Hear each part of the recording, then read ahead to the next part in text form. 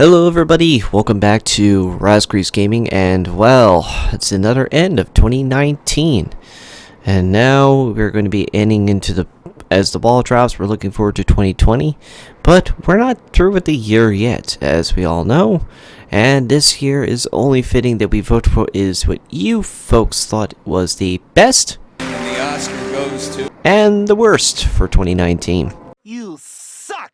And this was all voted by you fine folks out there. I want to shout out to Iceman's Discord and stream, and the whole RNG clan community for letting me post the votes in.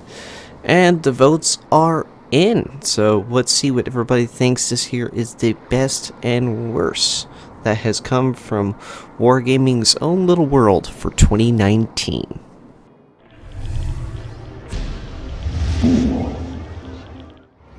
Now, there was going to be a 4 and 5 on this one, guys, but because it's a tie, they both are going to be a tie for 4th. And they're sorry, there's no 5th place on this one, because there was not enough votes for even me to actually put something.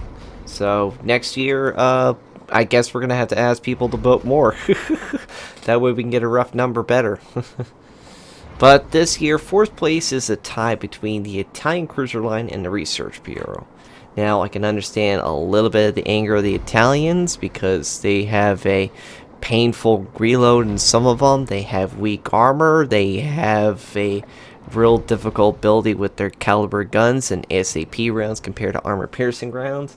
But I can't fully be shaking the finger at Wargaming. They're not bad as people think. It's just very difficult at the lower tiers. And it's until you get to tier 8 that you start seeing some surprising results with the Italians. So, what do I know? Now, for the Research Bureau, this is actually kind of a touchy subject that I kind of wholesome agree with. So, we have a ability that they were going to do was re-rolling our ships from tier back to tier 1, and then you get upgrades for your ships that are going to be only because you re-rolled them, and the more times you re-rolled it, you had better buffs that made it like a tier 12 or tier 13. What? That was not the greatest idea, Wargaming. I'm sorry. And even I can agree with some of the people in here, especially the RNG community and Iceman's community for that one. And now we changed it to now, oh, you guys want a different version of Montana? Here you go.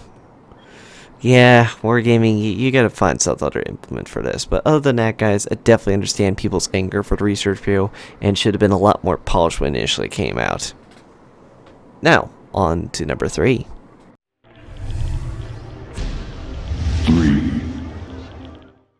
Number 3 has been given to the a small portion of the vote to, of course, the Puerto Rico.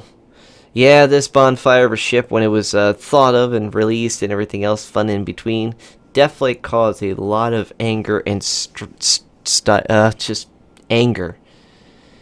It was a bonfire for sure for everybody in there, and Wargaming should have seen this coming, but I guess they were just blindsided by the train that was honking at them like 2 miles away that they shouldn't do what they were doing. Well, can't fix what you did. Just might as well just sit there and burn yourself down to a crisp. But nonetheless, Wargaming definitely pushed this one just for the way that they set up the whole event and everything else. It left a bad sour taste in everybody's mouth.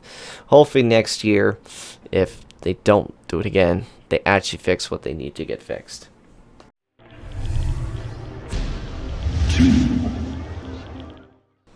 Alright folks, for number 2, we have, well, this is interesting, the Smolensk. Oh boy, this ship, I could feel why everybody's burning with anger on this ship.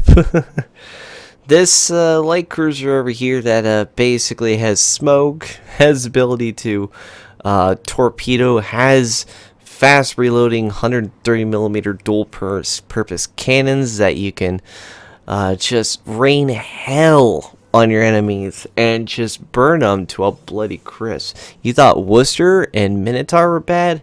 Hello, meet your Russian new nightmare. This ship definitely has given people the, if after I played I have to take a shower after playing it. So I understand their anger, but also let's point out that it definitely is easy to kill if the guy's a complete idiot. But for those who are skilled and having a hard time killing and wondering what's spamming at you, it's probably one of these ships.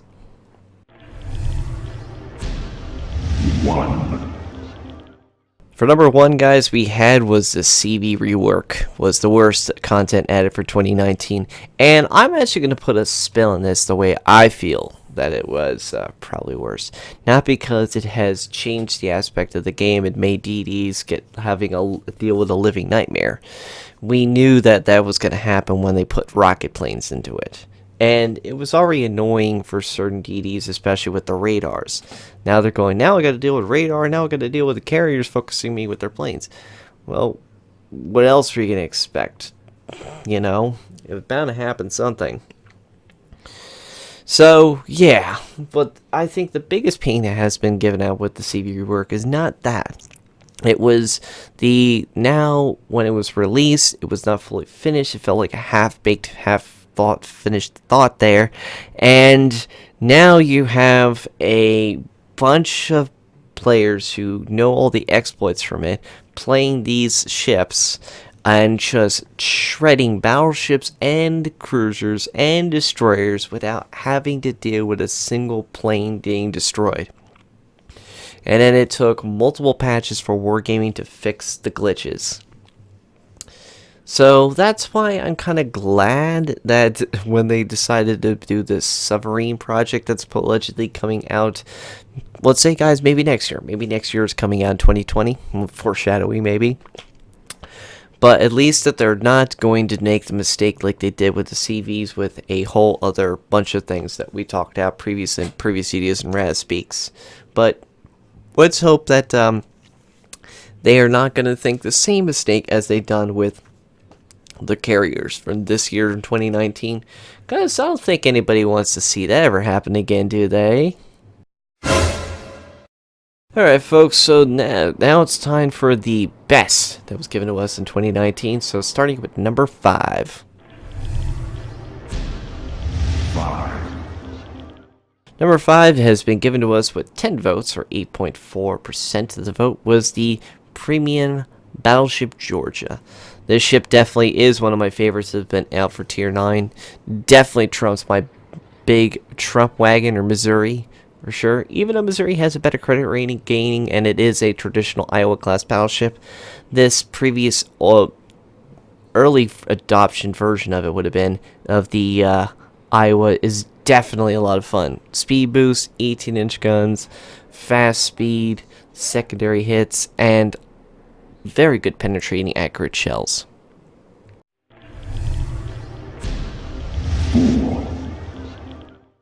For number 4, folks, we had the Mighty Jingles Captain. I definitely think it was quite fun when they did this in the game and added it finally. We were all watching The Ring on YouTube's channel for sure from Wargaming and was enjoying the living hell. But we all knew right off the start who was going to win this year for sure.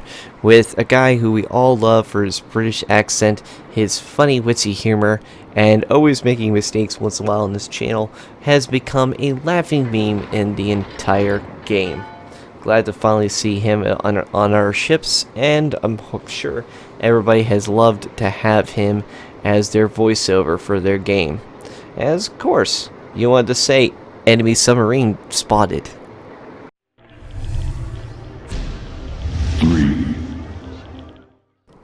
For third place, guys, with 14.3% of the vote, we get the Premium Large Cruiser Alaska. This ship definitely is quite a blast to play at Tier 9.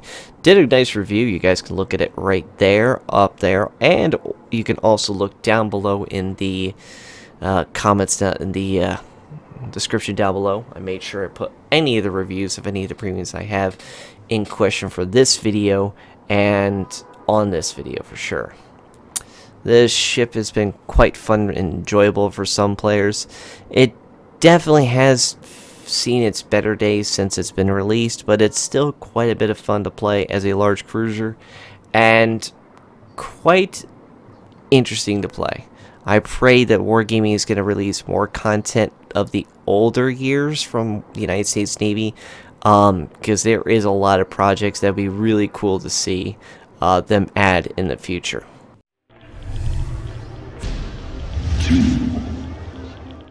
Second place goes to the premium large cruiser, or just cruiser itself, for the Japanese Yoshino.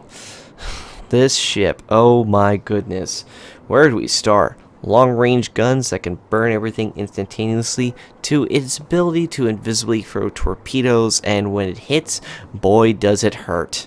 Multiple ships have died by the hands of this ship, and for its far range and stupid speed for what it can do as a Japanese ship, definitely takes the cake of most ships at the top tier. Even though this is a resource ship to get in the armory, it's not that bad. For 248,000 coal, it is definitely worth the price, and I hope to see a lot more players actually try something different and get out of their skin and try this ship out, because it is quite entertaining to be behind the wheel of.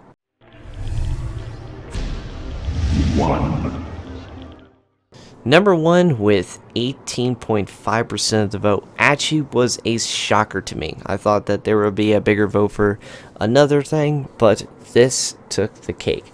The premium battleship Thunderer. This British battleship was basically a change up for where, instead of the Conqueror having two different types of armament, having a smaller caliber and its 457 large caliber counterparts, Wargaming has decided to give it a separate ship altogether and make the Conqueror only the 12-gun salvo salute, while the Thunder became its bigger, much more menacing cousin of the 457 AP spicy variety. Yes, this ship costs money in the armory to get with its spicy coal, but I think the spice is just the right amount for you guys to enjoy the flavor of, one, enjoying the blasting and destroying ships out of the water, and on top of that, having everybody rage in the comments about you.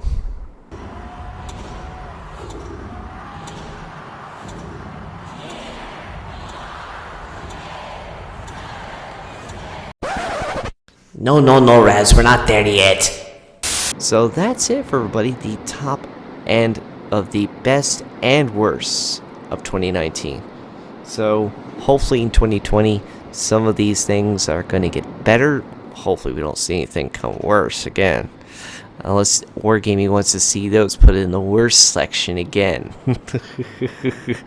So, thanks everybody who enjoyed this video. As always, take care, and I'll see you all on the high seas.